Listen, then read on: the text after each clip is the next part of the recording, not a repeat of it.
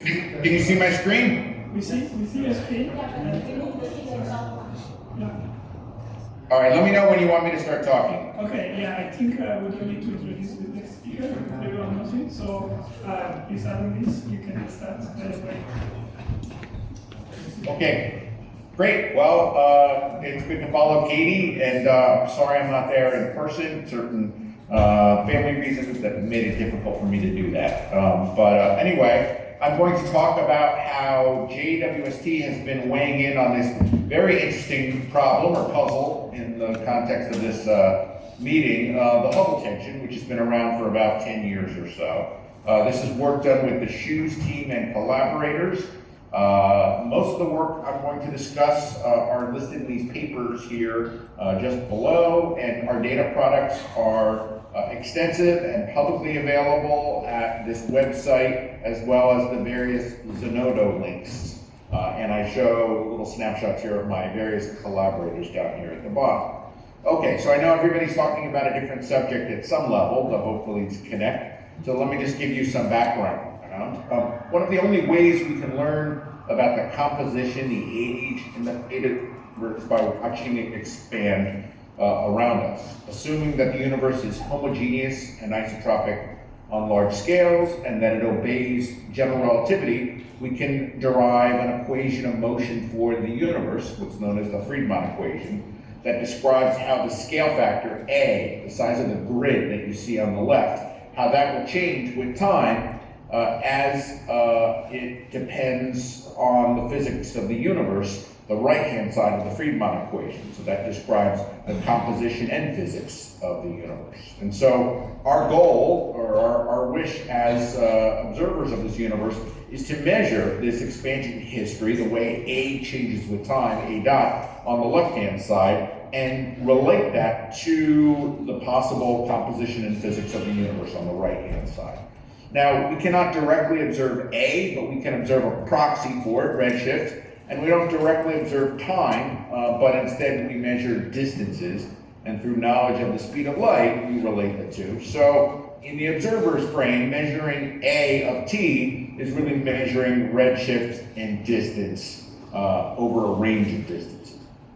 So, this effort to constrain the right-hand side from the left-hand side used to be so simple when we thought the universe was matter-dominated that it would be sufficient to just measure the first two derivatives of A, which get names of parameters, and that would tell us everything we wanted to know. So the first derivative of A, of course, is the Hubble constant. It's the present expansion rate of the universe. This was once hotly debated to a factor of 2. Now it's hotly debated to a factor of only about 9 or 10%, so there's progress. This sets the size scale and age scale for the universe. Now, Q naught is the deceleration parameter. It tells us in a matter-dominated universe how much matter there is in the universe, what the ultimate fate of the universe is, what its geometry is. We measure H naught by measuring distances at a given redshift. We measure Q naught by measuring changes in distance with redshift. And the 1990s was really a special time there forward because we developed some of the best long-range distance indicators so that we can make these kinds of measurements.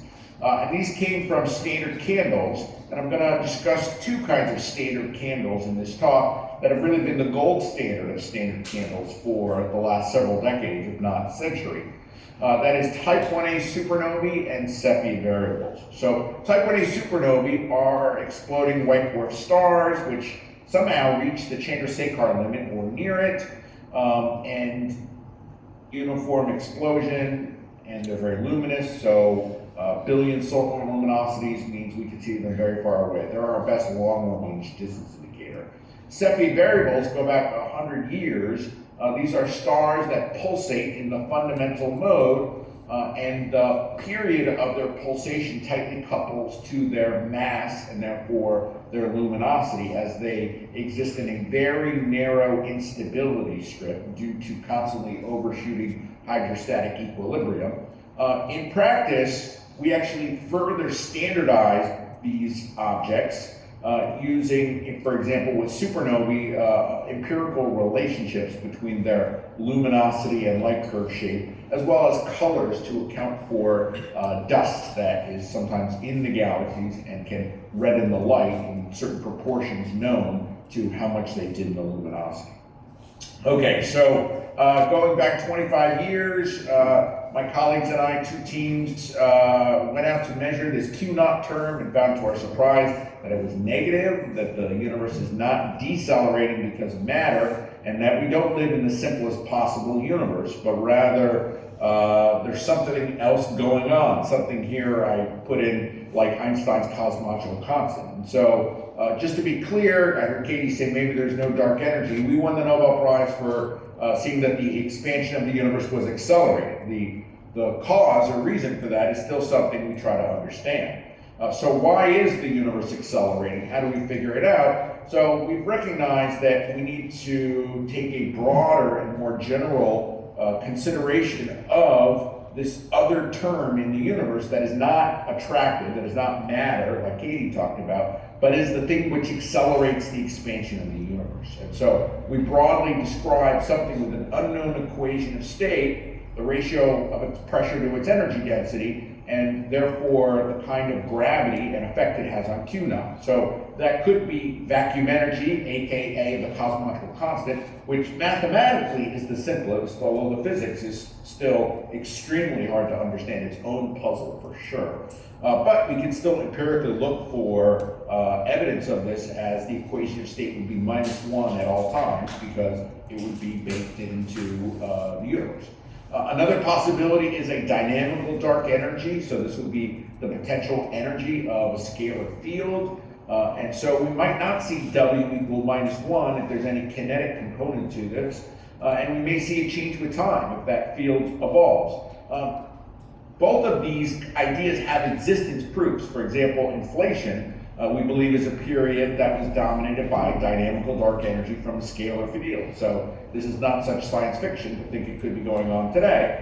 Another possibility is a modification to general relativity on large scale. So the idea here is GR is great, but have we really tested it as the scale factor approaches 1? Well, the test is this discovery of things like dark energy and the acceleration. So maybe there's some breakdown there. Here, an important test would be ultimately to measure the equation of state on different scales, the scale of expansion and the scale of growth. So this is where we found ourselves in the early 2000s, with essentially option number one, thing very easily mathematically calculate, but no really good physics motivation or understanding of these three. And so how do we proceed? Well, the way we've been proceeding is to sort of assume option 1, plain vanilla lambda CDEM, as a kind of benchmark theory, and I think that's a sensible thing to do because, as I said, it's easy to calculate. So therefore, you can make predictions of any experiment and then use those to really rigorously test lambda CDEM. And so I'm going to tell you about the biggest sort of end-to-end test possible then of this arising cosmological model. And that is actually to predict and measure the value of the Hubble constant. And here's why. Generically speaking, lambda CDN predicts an expansion history which looks like this. Dark matter dominated and it decelerates, dark energy dominated and it accelerates. And if you take the model, and here's how the model would look today, but here's how the model would have looked at redshift of 1,000, and you compare that model to the fluctuations seen in the cosmic microwave background, you can compare the model's prediction of the physical size of those fluctuations to what we observe, the angular size of those fluctuations. And by comparing the two, you can find very good agreement as you vary 6 parameters of the model, which I think have already been talked about in this meeting. And once you get a good match, you say the model is calibrated, and then the model predicts the entire expansion history of the universe, kind of an extrapolation to the present day. And with the best data from Planck, you get a prediction that the Hubble constant should be 67.4 plus or minus 0.5. So it's a very precise prediction, but it depends on the accuracy of this whole story including that vanilla Lambda CDM, the simplest form, the simplest dark matter, the simplest dark energy as lambda, that the universe is flat, that there are 3 neutrinos, all the parts in Lambda CDM ultimately go into this prediction. So therefore, it's a very powerful test to directly measure the Hubble constant following its definition of distances and redshifts. So how do we do that? Well, the most powerful way is been to use these most powerful gold standard candles that I've talked about and to build a distance ladder where one is used to calibrate the other. So we start out locally with geometry, and this can be done many ways, as I'll talk about, to calibrate the luminosity of Cepheid variables. We then go and look at nearby galaxies which hosted type 1a supernovae and go and look for Cepheid variables in those galaxies with the Hubble Space Telescope or JWST. And then the third rung is to see distant type 1a supernovae in the Hubble flow.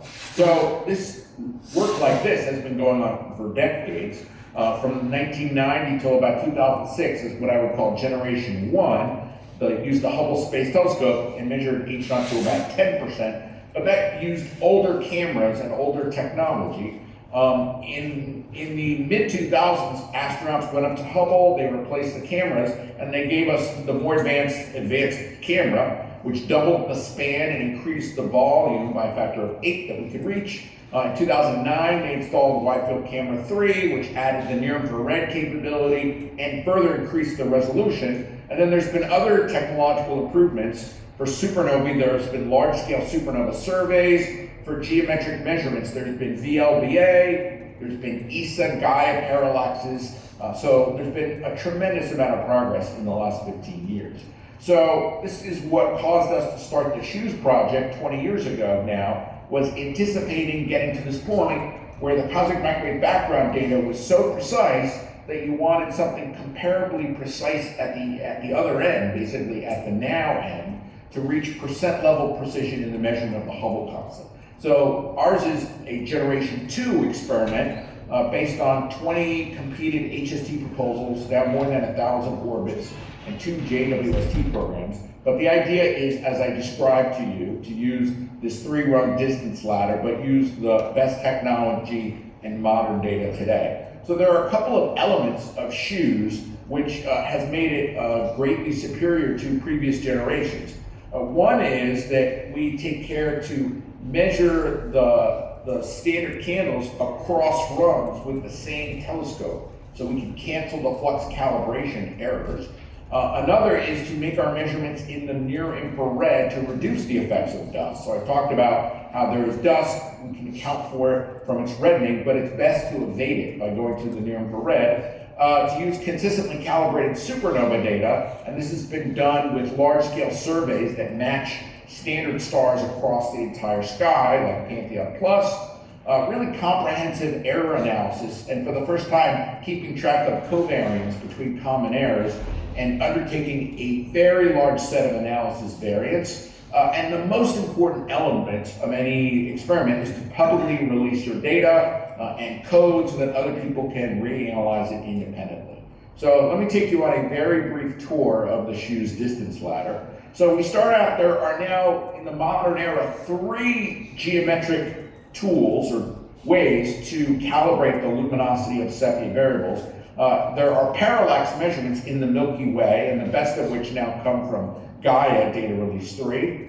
There are detached eclipsing binary systems in the Magellanic Clouds, where one star orbits another, and you time the eclipses, and you measure the Doppler velocities, and you use interferometry of like stars to map this into geometry. And then there are the masers in NGC 4258, whose Keplerian motion has been observed in the radio for several decades. Each of these is now good to the 1 to 1.5% level, but the most important thing is that they are all independent of each other, so they have no overlap or common sources of error. So they make 3 great independent routes to calibrating the Hubble constant. Okay, so then we, as I said, we go and we use the Hubble Space Telescope and observe the Cepheids in each of these, and if you put them then onto a common luminosity, you can see the different flavors of calibrators They're all very consistent. This is then the period luminosity relationship of Cepheids now calibrated in an absolute sense on the Hubble Space Telescope system. We then go and we look at the Cepheids in the nearby Type 1a supernova hosts, and these are the light curves stacked in each of 42 hosts of Type 1a supernovae. The light curves allow us to identify the periods of the Cepheids and that they are Cepheids. And then we measure the little period luminosity relationships like you just saw for each of these host galaxies, again on the same photometric system as HST. We then combine all three steps, and that's what you're seeing here, is where geometry calibrates Cepheids, where Cepheids calibrate Type 1a supernovae, and where Type 1a supernovae calibrate redshift and the Hubble constant. This is done as one simultaneous fit with just five free parameters. The fiducial luminosity of the two standard candles, which you solve for, the dependence of Cepheids on period and any metallicity, and finally the Hubble constant. And I'm very proud of the fact that we now fully populate the covariance matrix of common errors that allow us to keep track of systematic uncertainties. You can run an MCMC, even though this is a linear problem. At the end, what you get is an estimate of the Hubble constant of 73 plus or minus 1, which is very precise, includes systematics, but I'll talk more about that in a minute. And in 2022, this was 5 sigma from Planck plus lambda CDM, aka the Hubble tension. Although internally our chi-square is very good, there's no excess variance in the data. When we got the Gaia cluster Cepheids, which I can talk more about if there's a question, that improved this to 5.3 sigma. With supernova spectral matching, which further improves the standardization of Type 1a supernovae, 5.7 sigma. We added a fourth anchor, the Small Magellanic Cloud, just last year, 5.8 sigma. And this is a big jump. Yesterday, SPT, the South Pole Telescope, released new cosmic microwave background data, which they combined with ACT. So this is totally independent of Planck. And this actually lowers the Hubble constant even further to 66.6. Plus or minus 0.46 would actually raise this to 6.8 sigma. So the Hubble constant is getting even lower in the early universe, which is, I mean, if anything, this increases the margin of the Hubble tension, makes this really a very, I think, important problem. Now, in our analysis, we undertook 67 variants of the fundamental analysis. And these were largely informed by the community. People would ask all kinds of things. What if you did this? What if you did that? What if you changed this? What if you allow a break here? What if you cut off the periods here? And so we did all of these things. And so I'm showing you the results from those.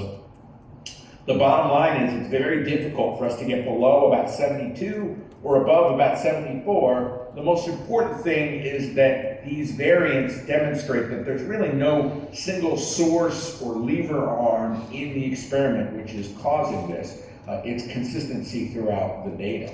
Of course, this is not something just from the shoes experiment. I know people are often focused on this experiment or that experiment, but if you take a broader look, and here's a nice whisker plot from the Cosmoverse summary paper, which has 500 authors and just came out a couple months ago, you will see this is certainly the broad finding of a broad community of people making local measurements, and likewise for the early universe, using different early universe measurements, so that there's a consistent inconsistency. I can highlight some of the ones you may have heard of, shoes, CCHP.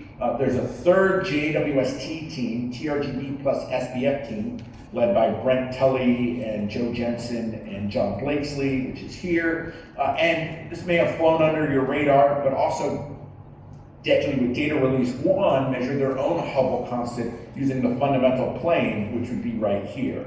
Although the shoes result has the smallest uncertainties because we have the largest data set, the result we get is quite similar to the median of the local measures. I'll say more about that in a minute. So this, of course, has given rise to this very interesting puzzle.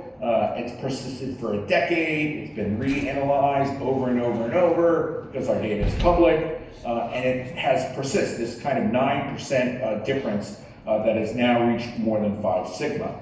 Now, we have benefited, I think, from the ever-evolving scrutiny of the Shoes experiment over the last 20 years. And so, in the beginning, we emphasized modern supernovae, and people were concerned about dust. By the mid-2010s, we had made our observations in the near-infrared to reduce the effects of dust. People said that, well, really, we need better statistics. I'm sure this tension will go away. By 2013, we were collecting a bigger sample to improve the statistics. And then the scrutiny evolved to, could supernovae be different by host? By 2016, we were matching hosts using the Pantheon Supernova Survey, and people worried then maybe it's the anchors. By 2018, we had observed better anchor data with Gaia, with the Large Magellanic Cloud of detached eclipsing binaries. Then people speculated it was Cepheid crowding. I'm going to talk about that, but basically by matching now higher resolution data with JWST, it's not crowding. So then people said, well, maybe it's the Cepheids themselves. As I will discuss, now matching multiple primary distance indicators that can take the place of Cepheids, and these agree. It's not that. Some people said maybe it's somehow the distant ones are more biased, but we have those as well. Basically, we have, as I said, benefited from a kind of moving scrutiny that has allowed us to continue to improve the measurements, but there have been no smoking guns in any sources of error. But I think this kind of iteration and public release remains really essential for progress. Now, my top 10 list of things that I worried about or heard most often about would have looked like this.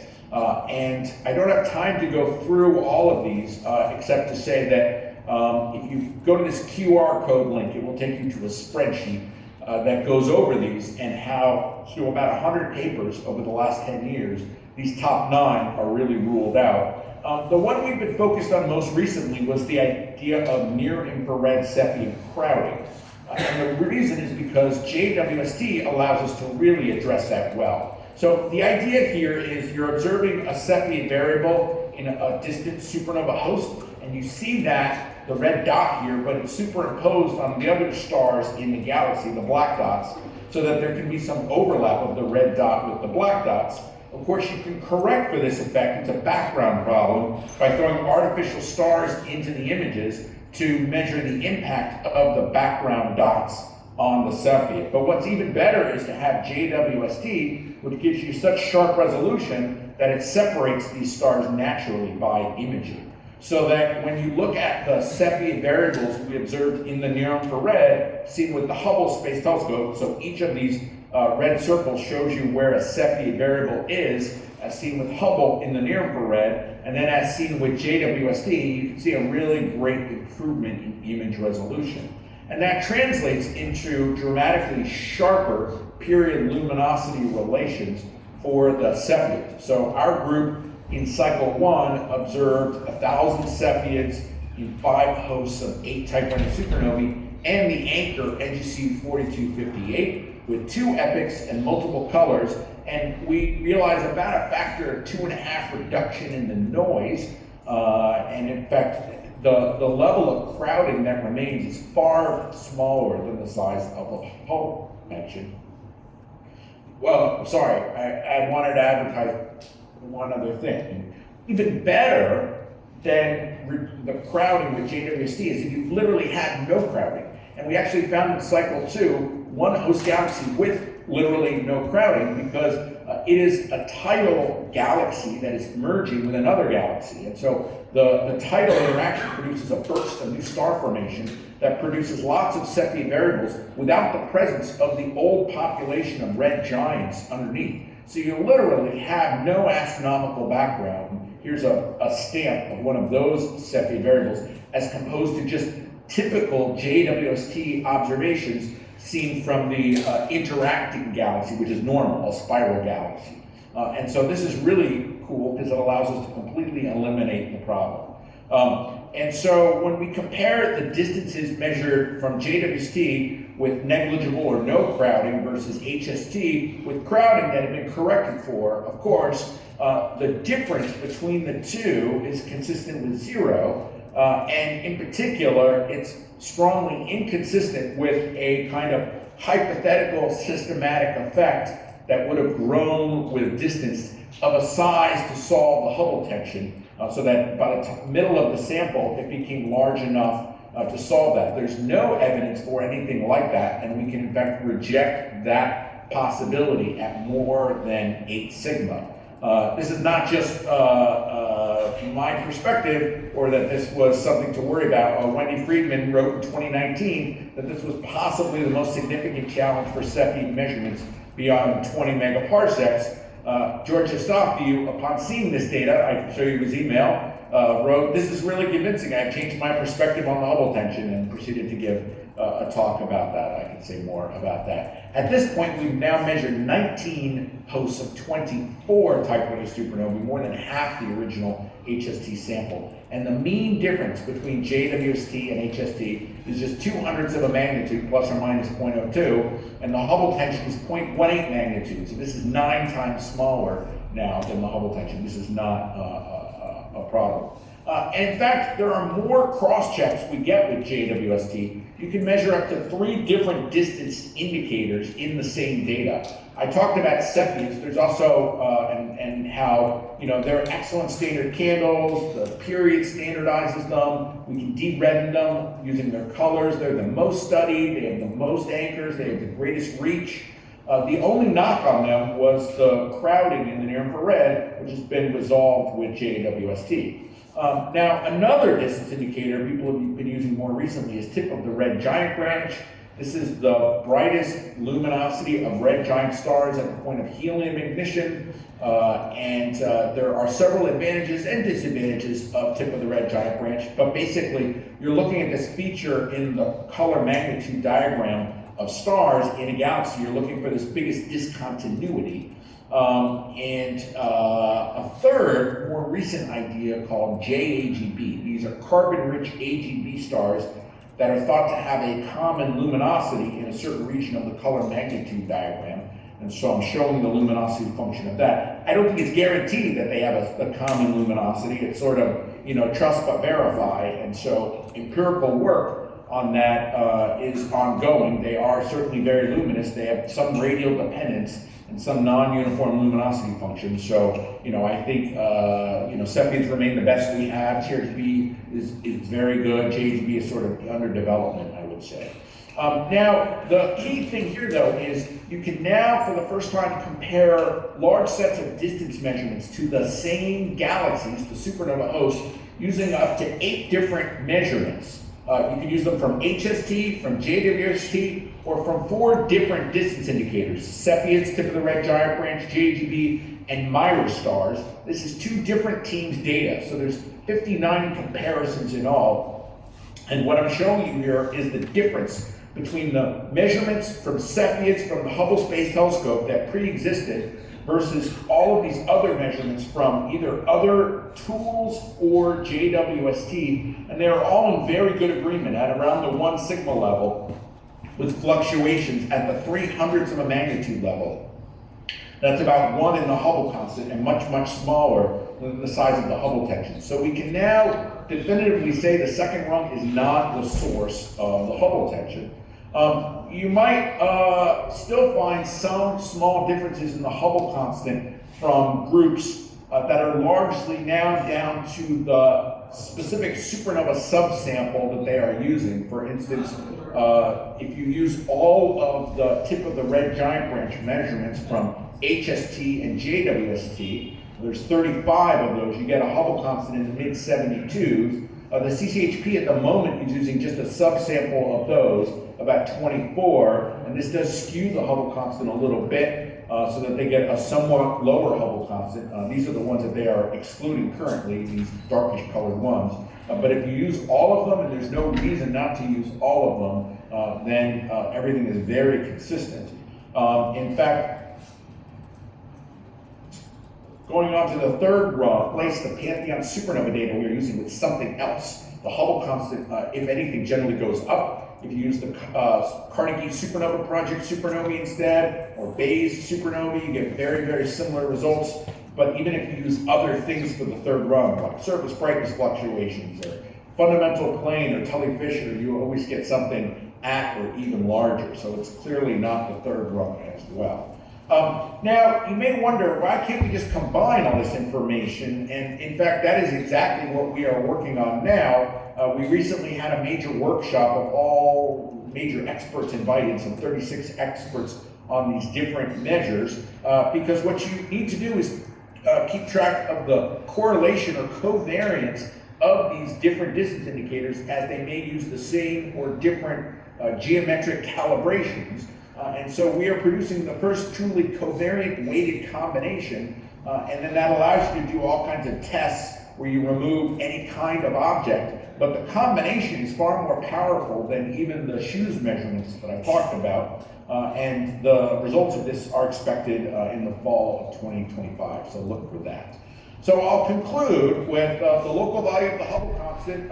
It remains inconsistent with the cosmic microwave background in lambda CDM. Actually looking at this most recent South Pole telescope and ACT data, the problem has gotten even worse because the early universe Hubble constant has now moved down to about 66 and a half. 8 sets of distance measurements, the type 1a supernova hosts agreed at the 1% level. 4 different distance indicators, 2 different telescopes, 2 different groups. Cepheid crowding is definitely not an issue, and that's because JWST is just an incredible telescope and has allowed us to see with high resolution. Supernova subsample selection does explain small differences in estimates of the Hubble constant locally, but that is not significant for the Hubble tension. I think the Hubble tension remains one of the most compelling problems because it's coming from our best tools, HST, JWST, Gaia, Planck, and the data is all public. It's lasted 10 years. It's been steadily growing in significance, and the model that it challenges, lambda CDM, is really phenomenological. We're really asking questions about the dark sector, and at this point we're just saying perhaps the most vanilla version of lambda CDM doesn't take you from one end of cosmic expansion to the other. So I would say don't get distracted by nitpicks or critiques. I don't think we can data select our way out of this. I think the Hubble tension really, at this point, demands a satisfying explanation of what is it that we are missing. And I'll end there. Thank you.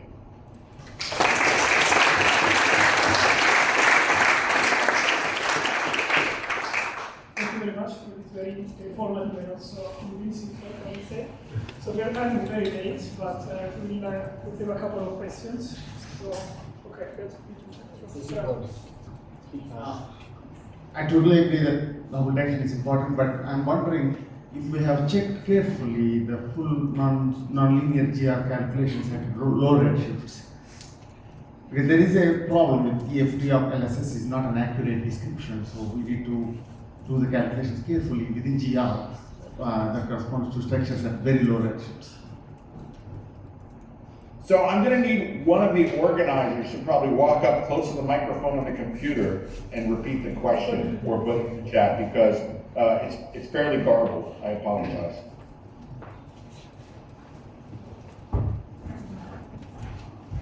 Can you hear me? I hear you better, yes. Okay, perfect. Thanks for the very nice talk. So I have a question related to the last comment in the conclusions. So basically, what are we missing? I'm wondering if we did carefully the nonlinear GR calculations at low redshifts, because this is where all the tension is. You're asking something about nonlinear GR at low redshift, if that can solve the tension? Yeah, exactly. If we did the calculations correctly, because at low redshifts we have more higher densities, so average FLRW approximation not super accurate. I mean, even if you do EFT of LSS, it's not accurate either. So there are corrections to it, which some authors wrote papers about it, expressed concerns about it. So I'm wondering if that is tested clearly at the GR calculations at low redshifts. So I think the challenge, I think I understand the question, I think the challenge is if you have some effect that changes the expansion history, let's say at low redshift, you want to still see that in the data. For example, supernova data and BAO data. Now we have seen with DESI that there seems some indication of non-lambda-like expansion history, but ironically it doesn't go in the right direction. It actually makes the problem even worse. But DESI is doing it with some parameterization which has no theoretical support. I don't believe that DESI is doing any good job with Hubble tension. I mean, Right. yeah. I mean, what you would want to see, sort of, is, I'll put it this way, to get a high Hubble constant locally from something happening locally, you want to see in the Hubble diagram, like as though Q naught was even more negative, like extremely negative, like you're actually seeing super acceleration. So that we go, oh, all we're seeing really is, the cumulative result of some greater than lambda, like W less than -1. And we don't really see that in the supernova data. So I don't know. Thank you. Let's move to the next question. Hi, Adam. This is Katie. I have a question. As you know, Wendy Friedman is, by looking at the same JWST data of the Cepheids and the tip of the red giant branch, the carbon stars, is coming to a different conclusion that there is no Hubble tension. She's getting values in between, and I'd be very interested to hear your take on that. Sure. Well, let me give you two, just to be very clear, let me give you two different takes on this, because I think this gets misinterpreted as saying, well, there's no tension. So Wendy Friedman's data point is this cyan point that you see here, okay? And that is perfectly consistent with the other local measurements. When you say she sees no tension, you're actually saying, well, it is also consistent with the CMB measurements. And that's fine, but absence of evidence is not evidence of absence. So there's no conflict there. I mean, formally speaking, that is inconclusive about what we're saying. But more to the point, and I think this is really what you're getting at, is, why would you see anything different? And this is the point that I was making. She's using tip of the red giant branch, which seems perfectly consistent with Cepheids when we measure them to the same galaxies. However, the sample of type 1a supernovae she uses when she calibrates from tip of the red giant branch to supernovae has been very small, and relative to the full sample of what's available, it is skewed to lower values of the Hubble constant. So, for example, if you'll see this inset in blue, these are all the local type 1a supernovae we calibrated with Cepheids as a function of their value of the Hubble constant. The ones she selected for observations, re-observations with JWST, were just the ones in red, and you can see those are skewed to lower values. So we too would have gotten H naught of about 70 if we had only used those. Likewise, if you look at the broader sample of all HST and JWST measurements with tip of the red giant branch, she is currently using the ones in light pink, but she is not using the ones in dark red. There's 11 that are excluded, and there's no reason to exclude them. They're good observations. They're made either by our group, they're in the HST archive, the EDD group, or the ZTF group. And if you use all of these, you also get something in 72.5, really not much different than the 73 that we see. So at this point, the difference is not different distance indicators like tip of the red giant branch where Cepheids causing differences. It's the small samples of calibrators, which have always been the bottleneck, the rate limiting step, and the fact that her analysis is sub-selecting from all those available, which that when we look at that sub-selection, that is a smaller value of the Hubble constant. It would be like taking a small patch of the CMB that fluctuates lower and going, well, I'm getting a lower value. Yes, we also get a lower value when we look at that same patch, but why are we not using the entire sample? That is what I would say. Yeah, in fact, I have just a follow-up, a quick question, which is what you said. Why she's not using the entire sample? She has not access to it, or what is the reason? I'm sorry, I heard, can you repeat that or closer to the mic? Yeah, sorry. I was just asking why she has not access, why she is not using the entire sample, why she is using the sub part. Why is she not using the entire sample? I think that's a really good question. I mean, some of these objects that she's not using, she individually published years ago. Like, for example, I was looking at this one recently, 2021 RAQ. I mean, this is, part of the distribution, but obviously things, here are gonna pull more. This is one that she published in 2022 as part of the ZTF analysis, but it was excluded from her current 2025 sample. I don't know why. But she has access to this data, all the data. She has access to it. She could use it. No, sorry, she has, say that again? She has access to this data. You are saying that these data are available to her. In principle, she can use that. They're available to all of her. In fact, this HST archive is actually her program. It's become non-proprietary because it's sat in the archive for a couple of years, and so we looked at it as well. But this data is published, this data is her data in the archive, this data is published, this data is published by her. So I don't know why these objects are not included. I've read her papers very carefully for her selection function, or what she describes as the sample, and it doesn't say anything that would exclude these. It's supposed to be everything that's been measured with HST and JWST. There's an interesting article about this last week, I think, on Big Think, which actually delves into this issue and interviews Wendy Friedman, maybe. Okay, thank you very much. I'm afraid we need to stop the presentation here. And let's take Adamis again.